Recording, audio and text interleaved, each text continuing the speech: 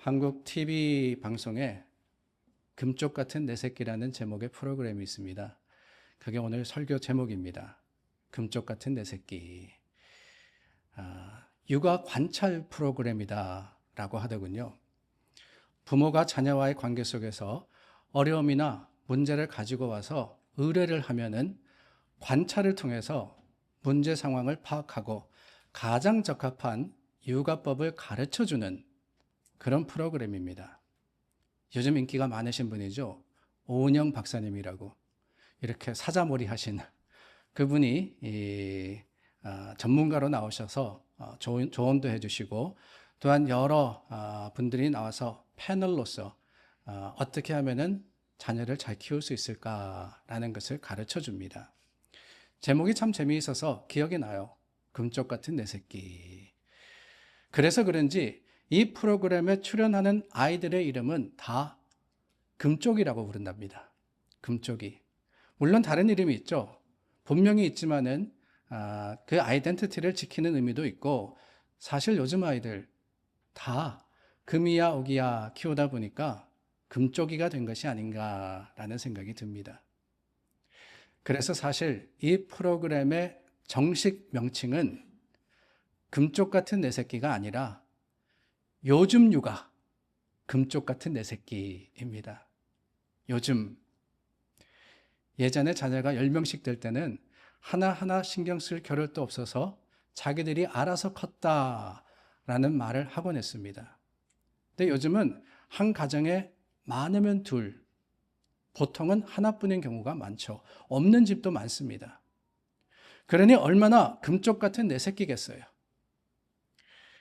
요즘 육아는 저희 때와도 다르고 전 세대와도 완전히 다릅니다. 하나 둘 뿐이니까 최선을 다해서 최고를 해주고 싶은 것, 그게 바로 부모의 마음이 되었습니다. 충분히 이해가 돼요. 우리 이민자들도 자녀를 위해서 모든 것을 희생한 사람들 아닙니까? 부모님들에게 미국에 왜 오셨습니까? 여쭤보면은 거의 대부분이 자녀 교육 때문입니다 라고 하십니다. 요즘은 물론 달라졌죠. 한국이 워낙에 살기 좋으니까 부모님들은 한국에 계시면서 자녀만 유학 보낸다라고 하지만 불과 20여 년 전만 하더라도 가족이 함께 이민 와서 최고의 교육을, 최고의 기회를 자녀에게 주고자 하는 그런 가정들이 대부분이었습니다. 그러기 위해서 좋은 집, 좋은 직장, 좋은 생활 여건을 다 버려두고 이역만리에 와서 바닥부터 다시 시작한 거 아니겠어요? 그때 육아는 오늘과는 다르다라고 하실는지 모르겠지만 근본적으로는 요즘 육아, 금쪽 같은 내 새끼의 마음이 어느 세대에도 다 담겨져 있는 게 아닌가라는 생각을 하게 됩니다. 자녀를 사랑하는 마음은 그렇다는 거예요. 그런데 여러분, 이러한 자녀에 대한 사랑이 지나치면 자녀가 우상이 됩니다. 마치 아론과 이스라엘 백성들이 모세가 시내산에 올라간 사이 금송아지를 만들어 놓고는 금쪽 금쪽 그러지 않았습니까?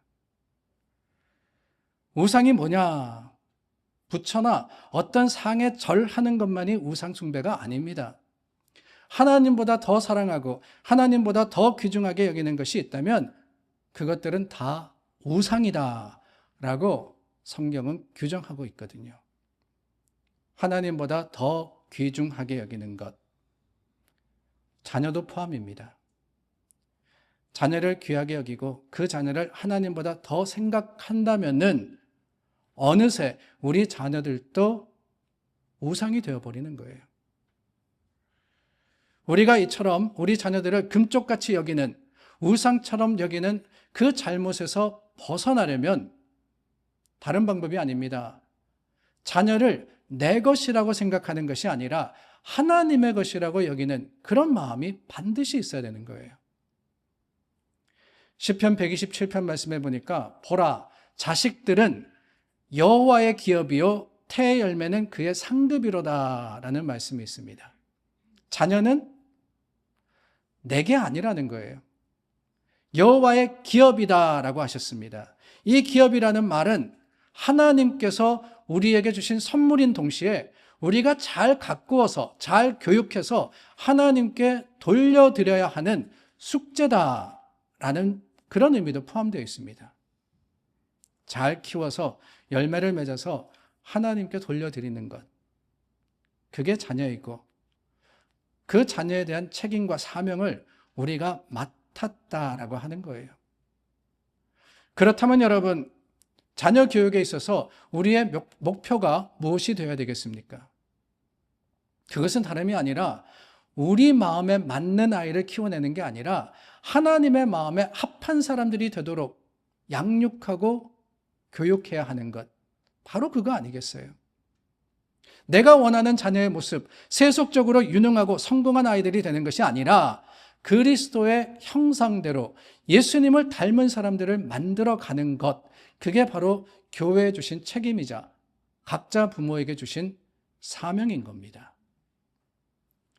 사도 바울은 그래서 갈라디아 4장 19절에 교회 성도들을 향해서 이렇게 이야기합니다.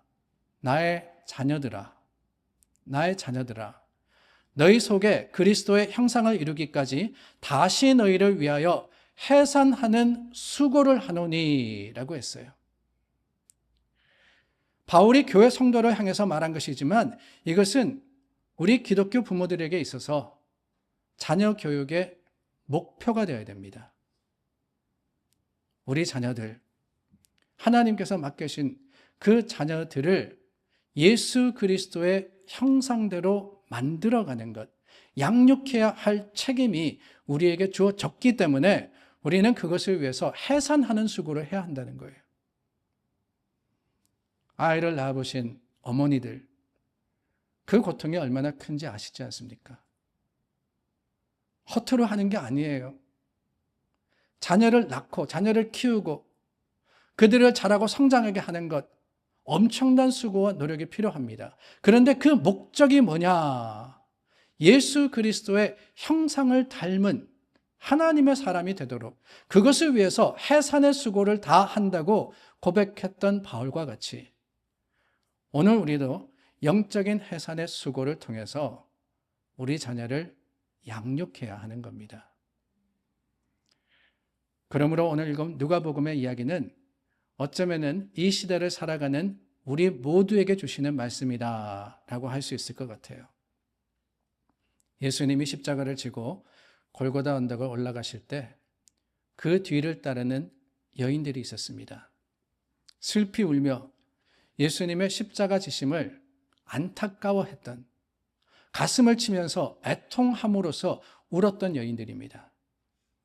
예수님의 12제자들이 다 도망갔을 때 끝까지 예수님을 따랐던 그 예수님을 사랑하는 마음으로서 울었던 이 여인들의 모습은 칭찬받아야 하는 행동이었습니다.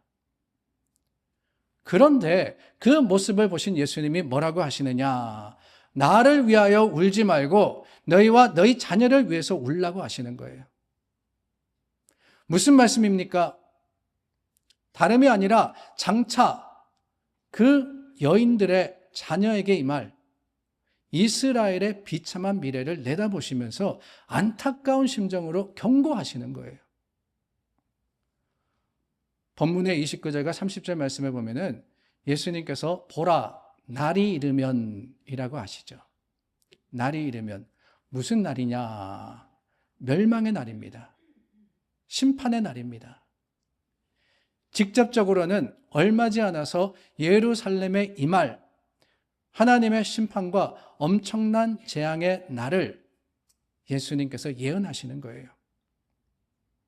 유대인들은 예루살렘 성을 거룩한 성이다라고 자랑을 하면서 자기들만이 하나님의 백성임을 자부했습니다. 형식적이고 율법주의적인 신앙에 빠져서 하나님께서 말씀대로 독생자 예수님을 이 땅에 보내셨음에도 영접하지 않았습니다. 오히려 그 예수님을 십자가에 못 박으라고 외쳤던 자들이 아닙니까? 그것만이 아닙니다.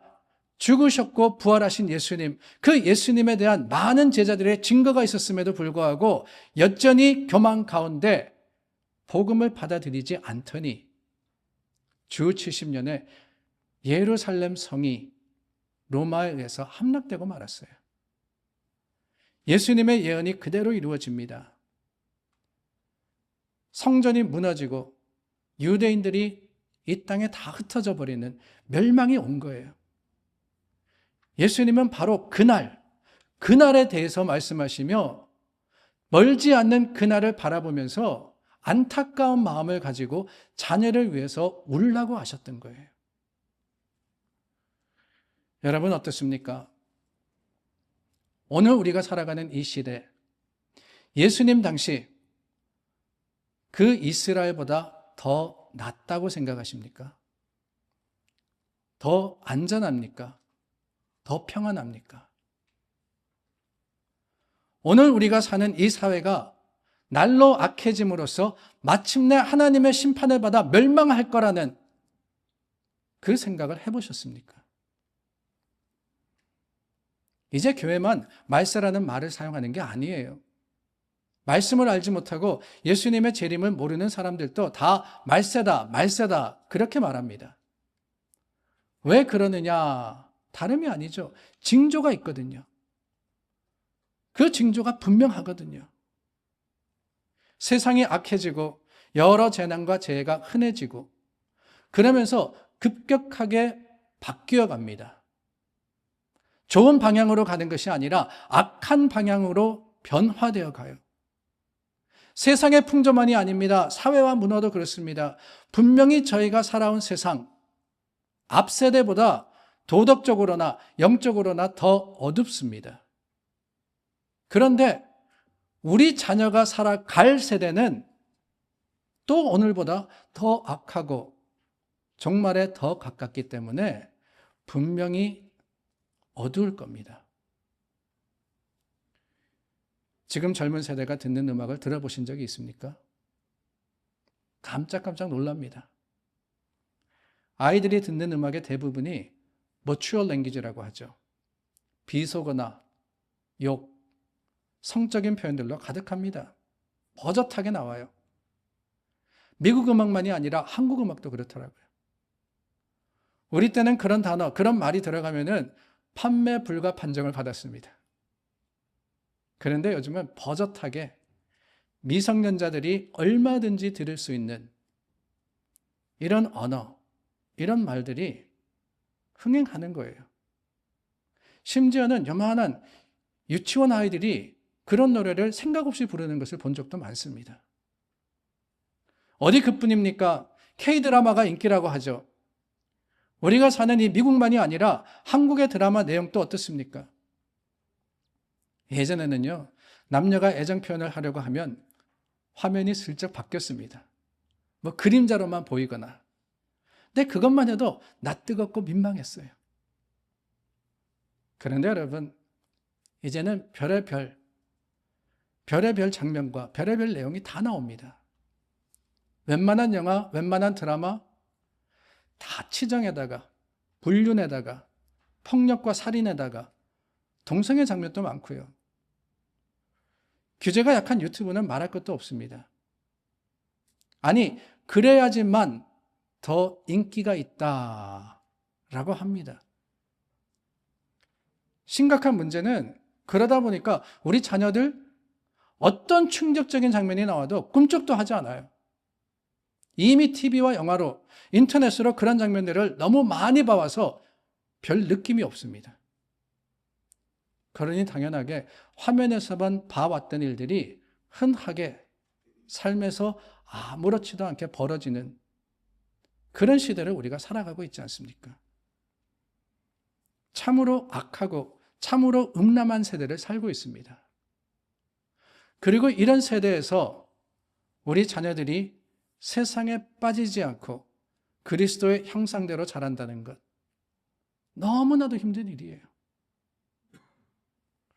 그렇다면 여러분, 그런 다음 세대를 보면서 우리는 어떻게 해야 합니까?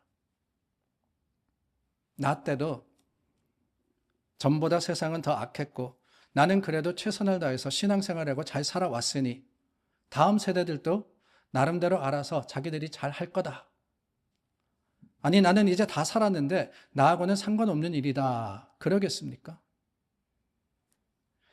날이 갈수록 어두워져가는 세상에서 그래요. 우리들 수고 많이 하고 애써서 살아왔습니다. 이민 와서 힘들고 어려운 삶을 살면서도 교회 중심으로서 감사하고 행복하게 여기까지 왔습니다. 진짜 애써서 자녀 교육 시켰고 좋은 학교 보내고 각자 잘 자라고 결혼해서 자기 새끼 낳고 잘 키우고 있으니까 그것으로 만족합니까? 아니, 세상이 개벽을 해도, 세상이 아무리 악해져도 금쪽 같은 내 새끼만 잘 되면은 답니까? 아니지요. 아닙니다. 신앙의 공동체는 절대로 현재에 만족해서 머물지 않았습니다. 나만 잘 된다 그래서 만족하고 감사하는데 그친 것이 아니라 하나님께서 교회로 모으신 모든 가정과 모든 자녀를 위해서 항상 애쓰고 항상 수고하고 힘써 왔습니다. 내가 잘 사니까, 내가 잘했으니까 거기서 그치지 않았다라는 거예요. 오히려 늘 말씀을 가르치고 다음 세대의 신앙을 물려주려고 앞을 바라보면서 주님 오시는 날이 가까우면 가까울수록 우리는 함께 서기를 애써 왔습니다. 그게 신앙 교육이었고 그게 교회의 모습이었더랬어요. 그런데 이제 와서 우리가 하나님께서 맡겨주신 사명에 소홀한다면 우리 자녀를 그리스도의 형상대로 주님의 모습을 닮은 아이들로서 양육하고 교육해야 한다라고 하시는데도 내 일이 아니라고 회피한다라고 한다면은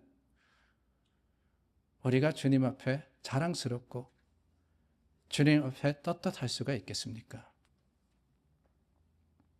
어느 순간부터 하나님의 자녀를 여기는 것이 아니라 내 새끼다라고 여기는 그런 모습, 그런 마음이 우리에게 들어왔기 때문에 오히려 세상이 더 어두워지는 것이 아닌가라는 생각을 해보게 됩니다.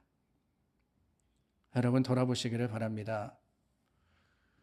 자녀를 위해서 우리가 무엇을 했습니까?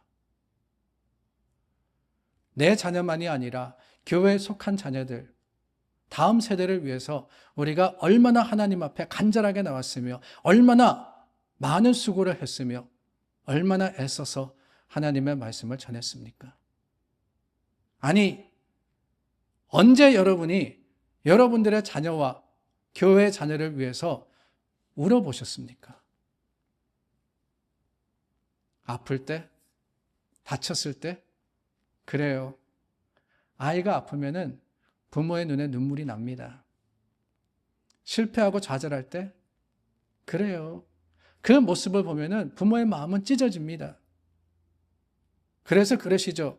아이의 눈에 눈물이 나면 부모의 눈에는 피눈물이 난다고요. 사랑해서 그래요. 사랑하는 마음이 우리에게 있기 때문에 그렇습니다. 내 새끼이기에, 금쪽이기에. 그런데 여러분, 그 사랑하는 자녀가 예수님을 알고 구원을 받기를 간절히도 바라여서 우리 자녀의 영적인 성숙과 성장을 위해서 눈물을 흘렸느냐? 우리 아이들이 살아가야 할 지금보다 더 악하고 더 어두운 세상을 바라보면서 믿음으로써 다음 세대가 세상을 이기고 하나님을 의지하여 살아가기를 바라는 마음으로 여러분 눈물 흘려 기도해 보셨습니까? 물론 늘 걱정하고 신경을 쓰죠. 많은 부모님들이 대학교 가면서 교회를 소홀히 하고 크면서 교회를 잠깐 떠난 자녀들 때문에 걱정하고 항상 말씀하십니다.